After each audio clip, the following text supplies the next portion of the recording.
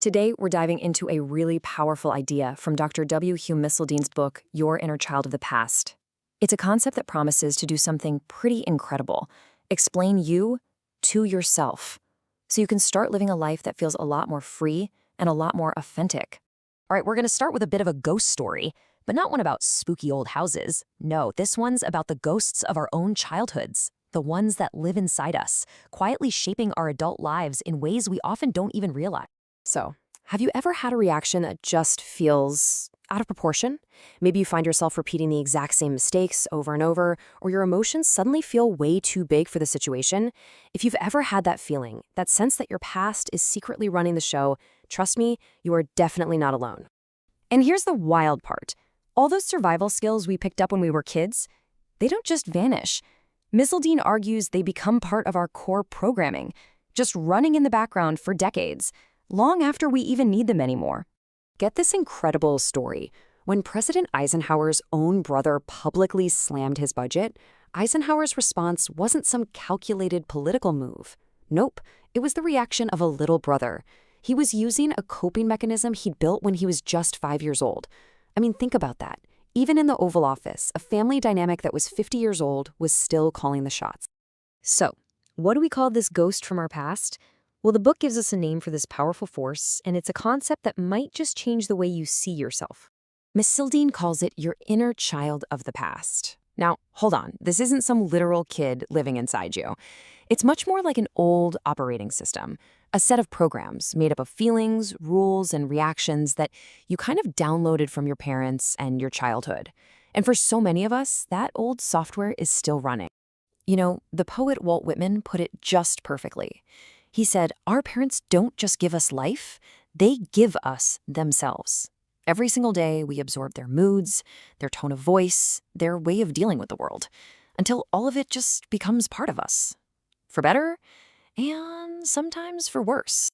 And when that inner programming is a little faulty, it can cause some real problems in our adult lives. So let's look at a few examples from the book to see exactly how this plays out. So meet Annette. As a little girl, she was constantly bombarded with her mother's cruelty.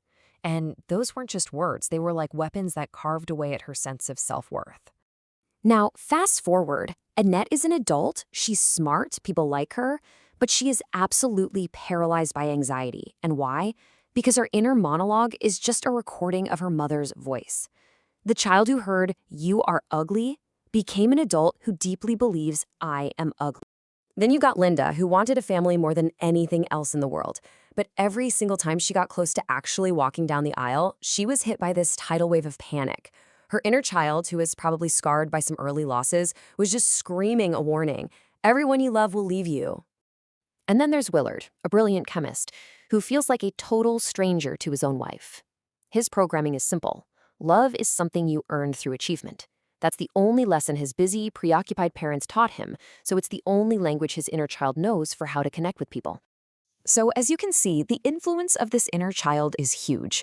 It can be the voice of your harshest critic, the fear that keeps you from finding love, that relentless drive for perfection, or even just that low-grade anxiety that you can never quite seem to shake. Now, I know this can all sound pretty grim, but here's the good news. And it's really the heart of the whole book. It doesn't just diagnose the problem. It gives us a way out. It actually shows us a path forward.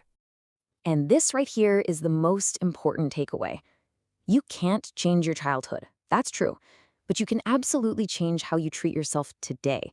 You can become the parent you always needed for your own inner child. It's really all about changing your inner dialogue. That old critical voice that says things like, "You're so stupid," or "You should be perfect." Well, the new voice, the one you can choose to build, is kind and understanding. It says, "I see you're scared, and that's okay." It's the huge difference between judgment and compassion. So how do we actually do this? The book gives us a simple 3-step process. First, just listen. When that old feeling comes up, just notice it. Don't fight it. Don't judge it. Second, acknowledge it. Give it a name. Okay, this is my childhood fear of being worthless. And third, choose. From your wise adult self, respond with the kindness that your younger self never got. And this brings the focus right back to you and to that internal conversation that you're having with yourself every single day. And remember, the goal here is not to silence this inner child. That would just be more of the same old pattern, right? The real goal is to listen, to respect its feelings, and then, with all the wisdom you have now as an adult, to guide it. It's about integration, not elimination. So, we'll leave you with this question to think about. If you could be that kind, respectful parent to yourself, what does your inner child of the past most need to hear from you right now?